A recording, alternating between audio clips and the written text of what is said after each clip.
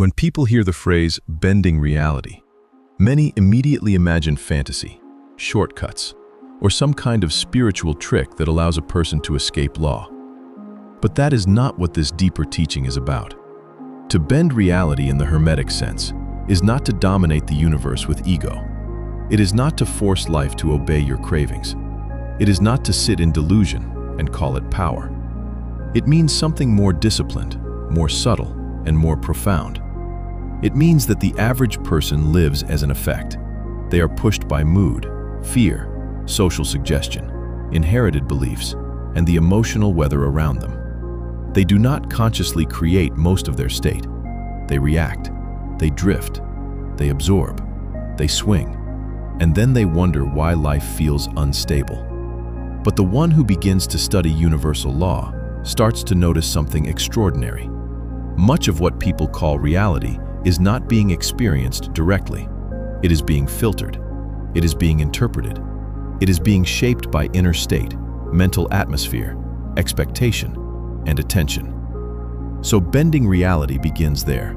It begins when you stop asking only, how do I change the world? And begin asking, from what state of consciousness am I meeting the world?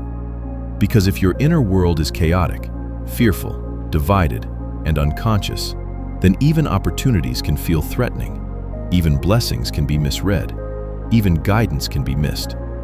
But when consciousness becomes ordered, present, and disciplined, life begins to respond differently. You begin to see openings where others see walls. You begin to sense timing, meaning, patterns, and possibilities that were invisible to your former self. This is where bending reality begins, not in fantasy, in mastery, not in denial, in deeper participation, not in escaping law, in finally learning how law works. And that is why this subject matters so much, because the person who does not understand inner law will spend life trying to fix effects without touching causes.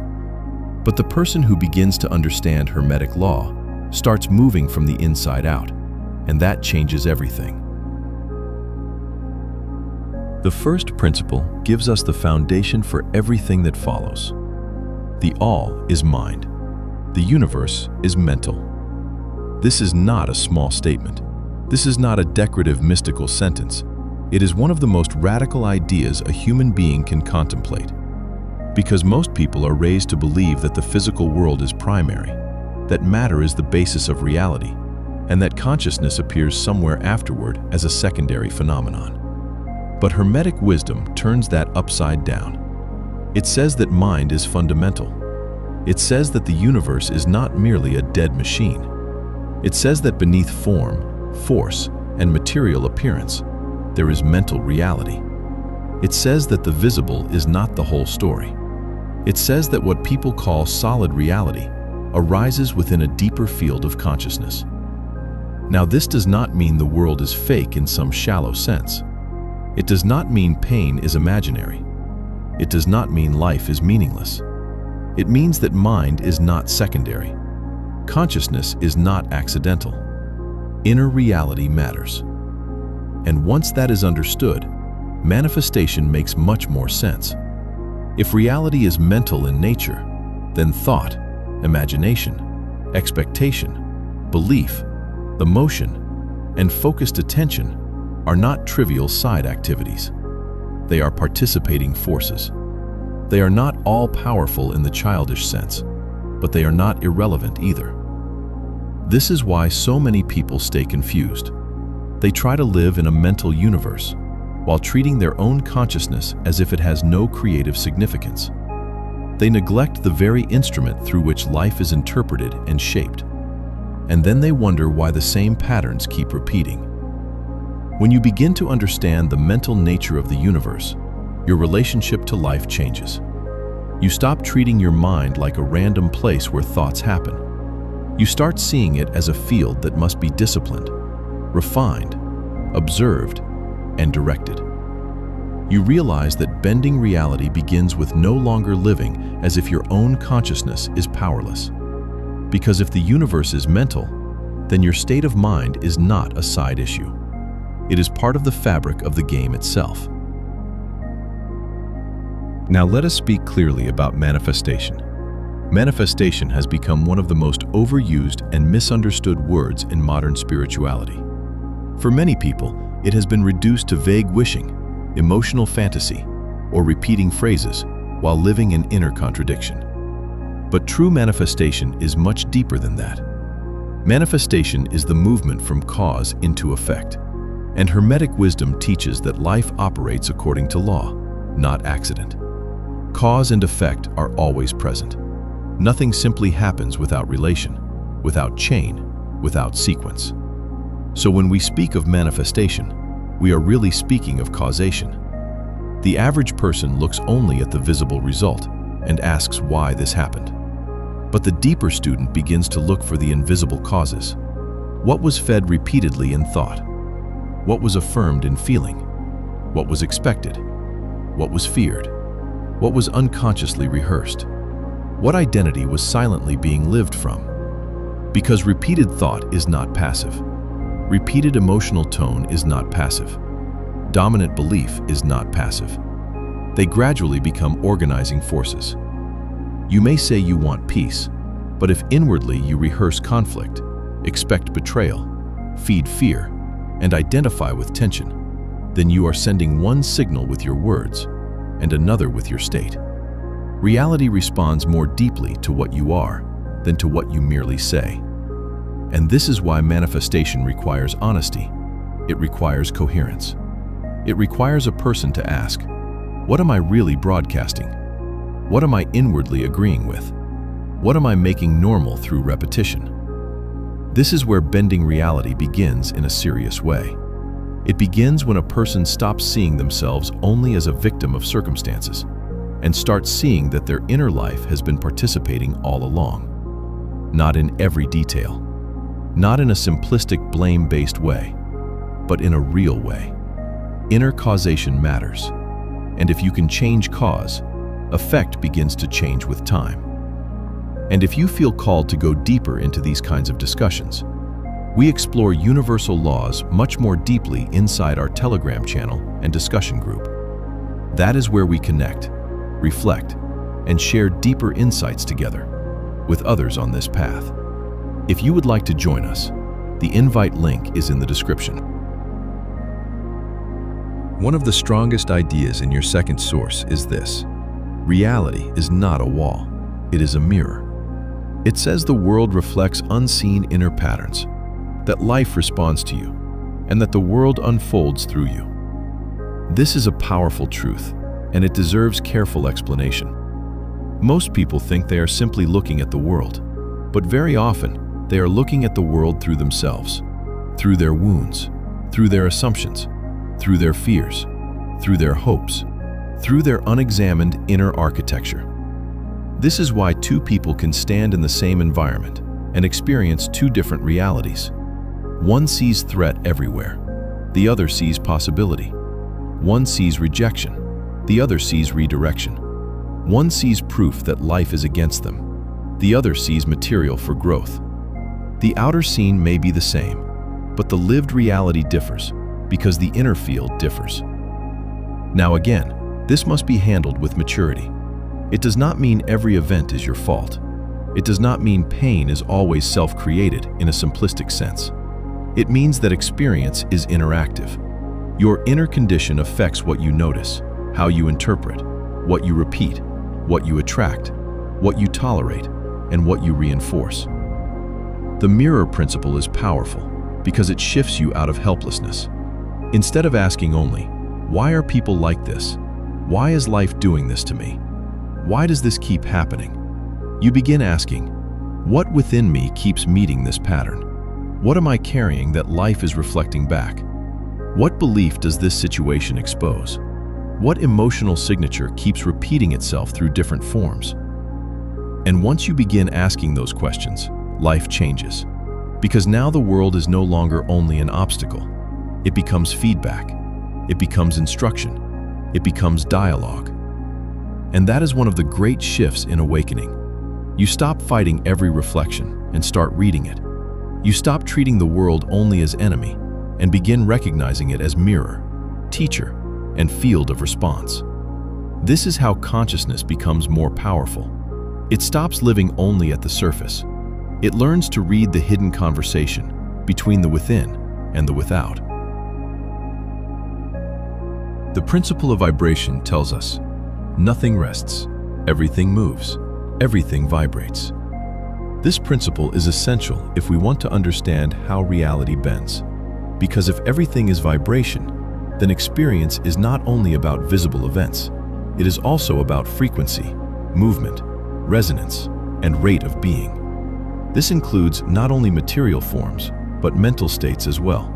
The Kybalion explicitly links different manifestations to varying rates of vibration, and later gives the practical axiom: to change your mood or mental state, change your vibration. This is profound, because most people try to change their lives while staying in the same vibration. They want new outcomes while rehearsing old emotions. They want abundance while vibrating lack. They want love while vibrating fear. They want clarity while feeding confusion. And then they wonder why the outer response stays familiar. Your second source says something very aligned with this: that energy follows awareness, that awareness creates form, and that vibration is your contribution. That means your dominant inner state is not passive background noise. It is part of what shapes your world. This is why raising vibration is not about pretending to be happy. It is about becoming more coherent, more present, more truthful, more awake. It means reducing inner contradiction. It means reclaiming attention from fear and fragmentation. It means feeding states that correspond to the life you want to embody. The calm person does not experience life the same way the chronically reactive person does.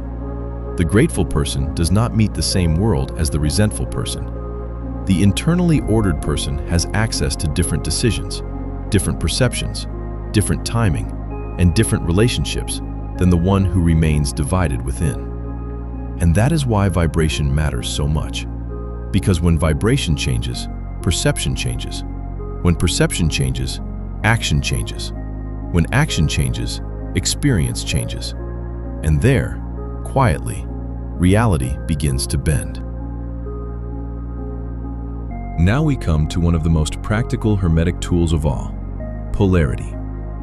The Kybalion teaches that opposites are not always completely separate things. Very often, they are two poles of the same spectrum, differing in degree. Fear and courage, hate and love, weakness and strength in expression, cold and heat, darkness and light. This matters because it changes how transformation works. Most people try to destroy what they do not want by fighting it directly. They fight fear with frustration. They fight sadness with resistance. They fight doubt with self-judgment. But the Kybalion gives a cleaner formula. To destroy an undesirable mental vibration, put into operation the principle of polarity and concentrate upon the opposite pole. That means if fear dominates, cultivate courage. If resentment dominates, cultivate understanding. If despair dominates, cultivate meaning. If lack dominates, cultivate inward sufficiency. Not as empty performance, as transmutation. This is one of the deepest meanings of mental alchemy. You are not trying to pretend the lower pole never existed. You are changing your relationship to it by shifting your center of identification. You do not shovel darkness out of a room. You let in light. And that is such a beautiful image, because it shows how higher law works against lower law.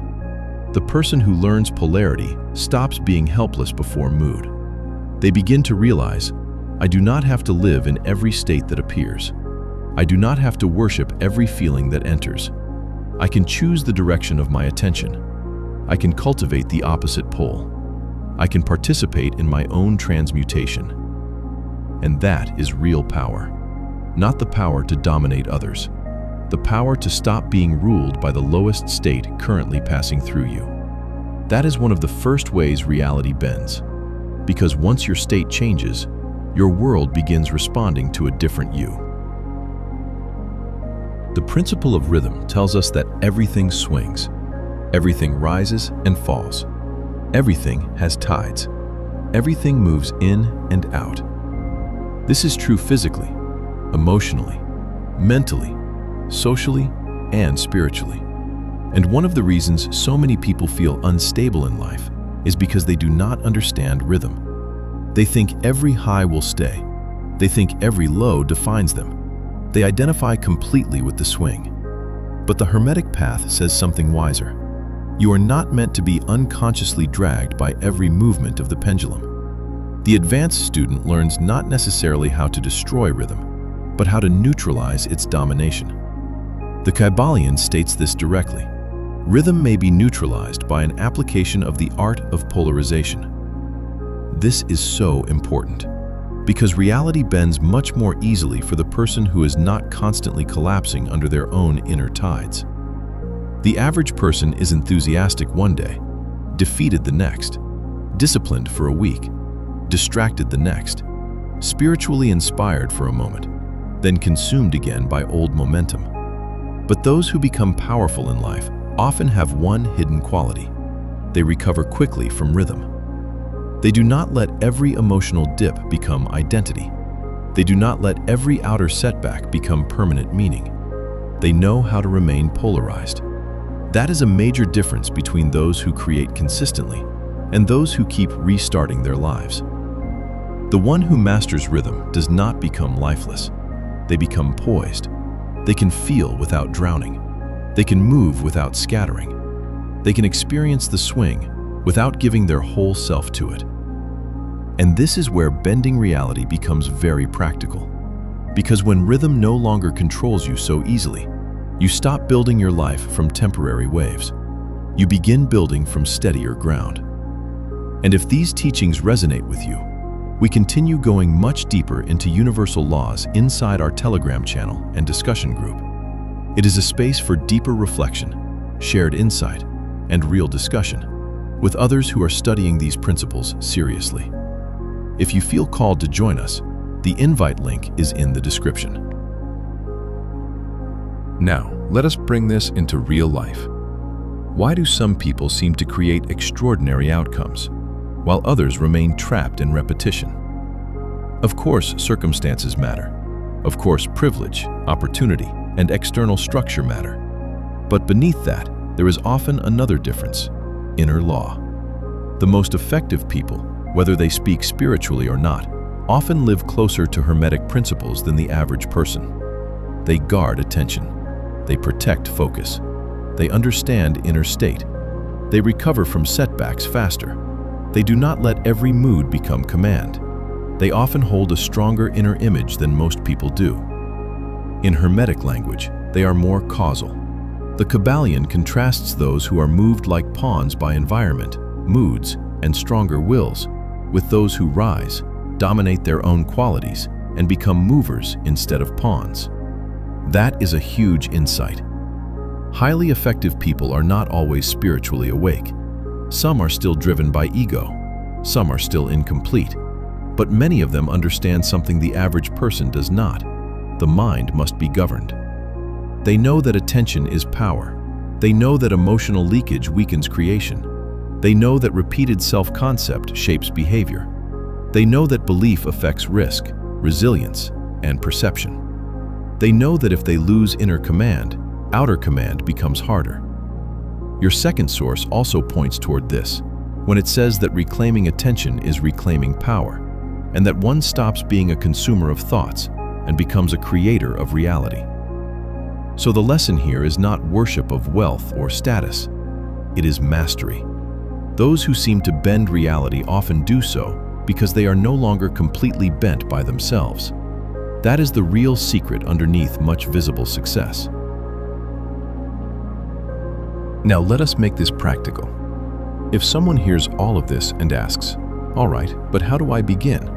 The answer is through daily inner discipline. Not occasional inspiration, not emotional bursts. Discipline. Begin with attention. Your second source says that the distracted mind cannot awaken, and that reclaiming attention is the first act of freedom. So start there. Do not give the first moments of your day to chaos. Before touching your phone, sit in stillness. Even 5 minutes matters. Remind yourself that you are not beginning the day as a passive receiver, but as a conscious participant. Then begin observing mental state. Ask, what am I repeatedly feeding? What emotional climate am I normalizing? What thought loops define my vibration? Journal them honestly.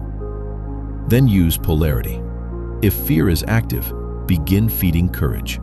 If resentment is active, begin feeding gratitude. If confusion is active, feed clarity through silence and simplicity. Then train vibration. Return throughout the day to breath, presence, steadiness, coherence. Do not wait until you are emotionally destroyed to remember your center. Visualize, but visualize truthfully, not as fantasy escape, as inner rehearsal, as alignment. Feel the state of what you wish to become before outer proof arrives. Speak to the universe, not with desperate begging, but with sincere participation. Ask for truth. Ask for alignment. Ask to be shown what in you must change for the next level of life to become available. And at the end of the day, review. Where did I give away attention? Where did I stay centered? Where did I react unconsciously?